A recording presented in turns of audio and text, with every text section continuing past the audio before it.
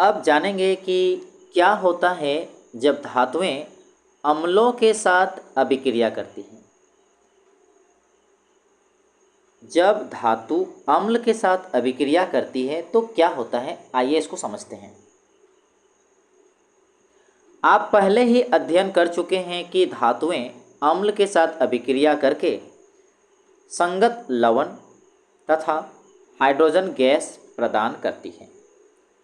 इसे संक्षिप्त में कहें तो धातु जब तनु अम्ल के साथ यानी कि अम्ल के साथ अभिक्रिया करता है तो लवण और हाइड्रोजन गैस बनाता है। यानी इसको लोग पहले ही पढ़ चुके हैं कि धातु जब अम्ल के साथ अभिक्रिया करता है तो उसके संगत के लवण बनते हैं और हाइड्रोजन गैस प्रदान करती है। लेकिन क्या सभी धातुएं इसी प्रकार अभिक्रिया करती हैं? आइए पता करते हैं। तो इसे हम लोग क्रियाकलाप के माध्यम से समझेंगे। तो क्रियाकलाप 3.11 सोडियम तथा पोटेशियम के अतिरिक्त बाकी सभी धातुओं के नमूने एकत्र कीजिए जो पहले ले रहे थे। यदि नमूने मलिन है, अगर गंदा है, तो रेगमाल से रगड़कर उन्हें साफ कर लीजिए। देखिए, इस क्रियाकलाप में भी सावधानी बरतनी है।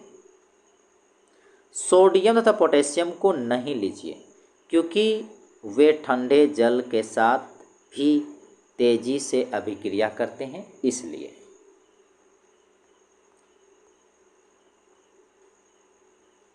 नमूनों को अलग अलग तनु हाइड्रोक्लोरिक अम्ल युक्त परखनलियों में डालिए।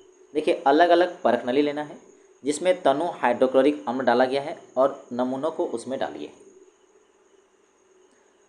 थर्मामीटर को परखनलियों में इस प्रकार लटका दें कि उसका बल्ब यानी थर्मामीटर के नीचे जो धातु जैसा जो रहता है उसको बल्ब कहते हैं, वो अम्ल में डूब जाए। इस प्रकार से थर्मामीटर को परखनली में रखना है। बुलबुले बनने की दर का सावधानीपूर्वक परीक्षण कीजिए।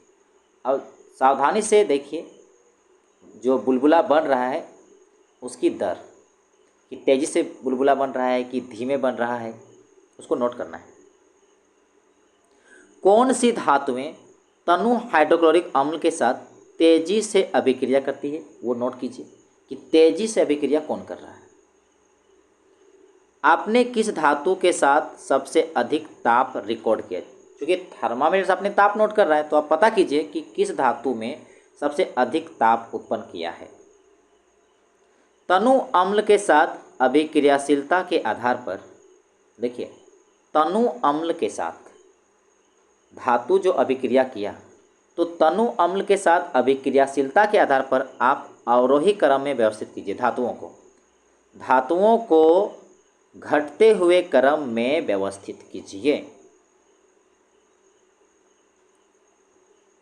तनु हाइड्रोक्लोरिक अम्ल के साथ मैग्नीशियम, एल्युमिनियम, जिंक तथा आयरन की अभिक्रियाओं के लिए समीकरण भी लिखिए। आपको समीकरण लिखना है कि मैग्नीशियम जब हाइड्रोक्लोरिक अम्ल से अभिक्रिया करता है तो क्या बनता है, एल्युमिनियम जब हाइड्रोक्लोरिक अम्ल से अभिक्रिया करता है तो क्या बनता है, जिंक हाइड्रोक्लोरिक अम्ल से अभिक्रिया करता है तो क्या बनता है, और आयरन हाइड्रोक्लोरिक अम्ल से अभिक्रिया करता है तो क्या बनता है। देखिए, हम लोग जब नोट्स लिखेंगे, नोट्स आपको प्रोवाइड करेंगे, उसमें सब कुछ ये सब लिख दिया जाएगा। अभी हम आपको एनसीईआरटी में जो चीज़ दिया है मैं समझा रहा हूँ, नोट्स के समय आप लोग लिख लीजिए।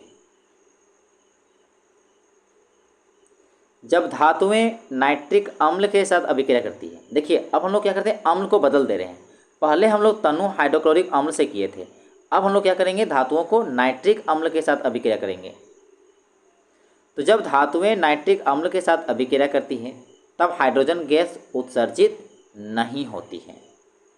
देखिए, तनु हाइड्रोक्लोरिक अम्ल में हाइड्रोजन गैस उत्पन्न होता था, किंतु नाइट्रिक अम्ल के साथ जब अभिक्रिया होता है तो हाइड्रोजन गैस उत्पन्न नहीं होती है, क्योंकि HNO3 जो नाइट्रिक अम्ल है एक प्रबल ऑक्सीकारक होता है जो उत्पन्न H2 को ऑक्सीकृत करके जल में परिवर्तित कर देता है।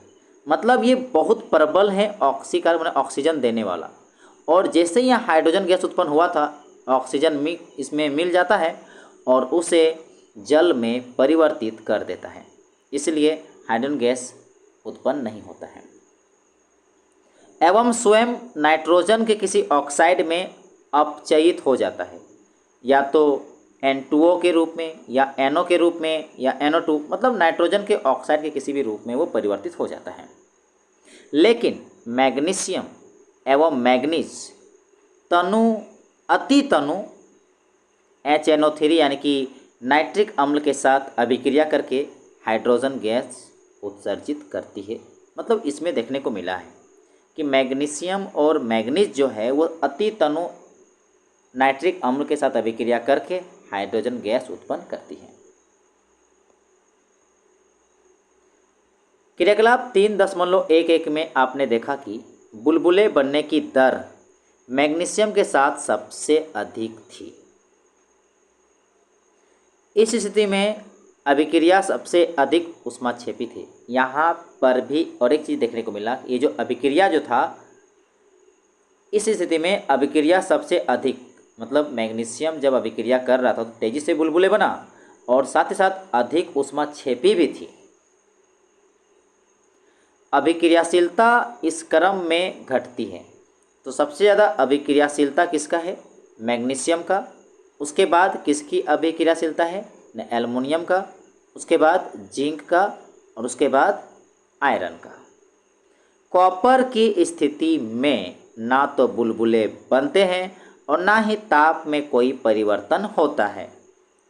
तो इससे यही पता चलता है कि कॉपर जो है वो तनु हाइड्रोक्लोरिक अम्ल के साथ अभिक्रिया नहीं करता है।